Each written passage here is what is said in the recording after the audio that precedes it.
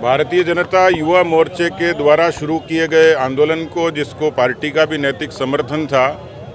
उसी की पहली जीत थी कि मुख्यमंत्री को ये कहने के बाद अपने शब्दों को भी झुठलाना पड़ा, जिसमें 2 अक्टूबर को पीसीसी के चीफ और तत्कालीन शिक्षा मंत्री डोटासरा जी ने कहा था कि किसी तरीके की कोई लीक नहीं हुई, किसी तरीके से पेपर चोरी नहीं हुए। उसके बाद 5 अक्टूबर को मुख्यमंत्री जी का बयान है, जिसमें उन्होंने कहा था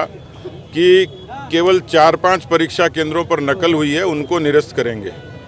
अब लेवल 2 को निरस्त करके ये प्रमाण सरकार ने दे दिया कि धांधली हुई है, बड़ी हुई है। एसओजी की जांच से प्रमाणित हो गया कि बड़े पैमाने पर हुई है। अब ये गारंटी नहीं है कि एसओजी सरकार के नैतिक दबाव में नहीं आए, और इसलिए इस पूरी परीक्षा की निरपेक्षता पर एक प्रश्न खड़ा हो गया। वो प्रश्न तभी दूर हो सकता है कि जब इसकी सीबीआई की निष्पक्ष जांच हो, और ये आशंका है कि सीबीआई की जांच होती है तो बड़े बड़े लोग जेल जाने की तैयारी करेंगे, और इसलिए सरकार सीबीआई से पीछे हट रही है, प्रमाण भी दे रही है और पीछे भी हट रही है। तो हम लोगों की मांग है, विधायक दल ने एक स्वर से प्रस्ताव पारित किया है कि हम सदन में भी और सदन के बाहर पार्टी लड़ेगी बेरोजगारों को, लाखों बेरोजगारों को न्याय देने के लिए, क्योंकि मुख्यमंत्री राजनीतिक भाषा बोलते हैं। नौकरियां तो कदाचित 31,000 को मिलती, 31,000 में ये संभव है कि बहुत सारे लोग जिनके हाथों में पेपर पहुंचा होगा, उन्होंने उन प्रतिभाशाली बच्चों के पेट पर निश्चित रूप से लात मारी होगी, उनके हक पर डाका डाला होगा। इसलिए परीक्षा की संदिग्धता पर प्रश्न खड़ा हो गया। हमने ये सवाल सरकार तक छोड़ा था कि परीक्षा की निरस्त करने की बात मेरिट और डीमेरिट पर सरकार तय करे। हमारी मांग तो सीबीआई को सुपुर्द करने की है। सरकार इसलिए भी परहेज नहीं कर सकती कि सीबीआई की जांच उन्होंने अनेक अवसरों पर दी है,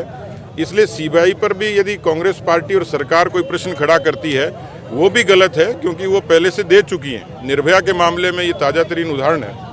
और इसलिए इसका एक ही मात्र उपाय है कि इस पर जो लोग दोषी हैं उन पर त्वरित गति से कार्रवाई हो। जैसे योगी जी ने किया, बुलडोजर चलवाया, रासुका में बंद किया, उनकी संपत्तियां नीलाम करी और उन पर दंड की प्रक्रिया शुरू की, तो मुझे लगता है कि ये करेंगे तो राजस्थान के बेरोजगारों के साथ न्याय होगा। आप लोग सीबीआई जांच की मांग कर रहे हैं, लेकिन क्या परीक्षा रद्द करना आप लोगों के आंदोलन की आधी जीत माना जाए? देखिए, ये तो नैतिक जीत तो है ही, नैतिक बल मिला है, क्योंकि आप उनके बयान देखिए कि जब उन्होंने ये कहा था कि एक भी पेपर लीक नहीं हुआ, ये 2 अक्टूबर का बयान है, 5 अक्टूबर का मुख्यमंत्री का वक्तव्य, उनको देख लीजिए और उनके निर्णय को मिला लीजिए, पता लग जाएगा कि किस तरीके से सरकार बैकफुट पे आई है। उन्होंने ये भी कहा कि वो खुश नहीं है इस फैसले से, परीक्षा रद्द करके खुश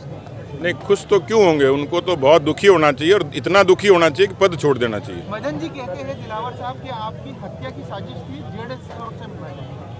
नहीं, मुझे तो कोई सुरक्षा की आवश्यकता नहीं है। मदन जी क्योंकि हमारी टीम का हिस्सा है, उनकी भावनाएं मेरे साथ हैं,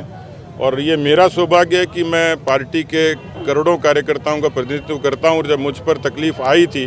तो सब मेरे साथ और पीछे खड़े हैं, और इसलिए उनकी नीयत क्या थी और पुलिस ने क्या किया ये तो मैं सरकार पर छोड़ता हूँ, लेकिन हमने तय किया है कि हम अपनी लड़ाई लड़ेंगे, हम डरने वाले नहीं हैं। भाई साहब, सदन में सरकार को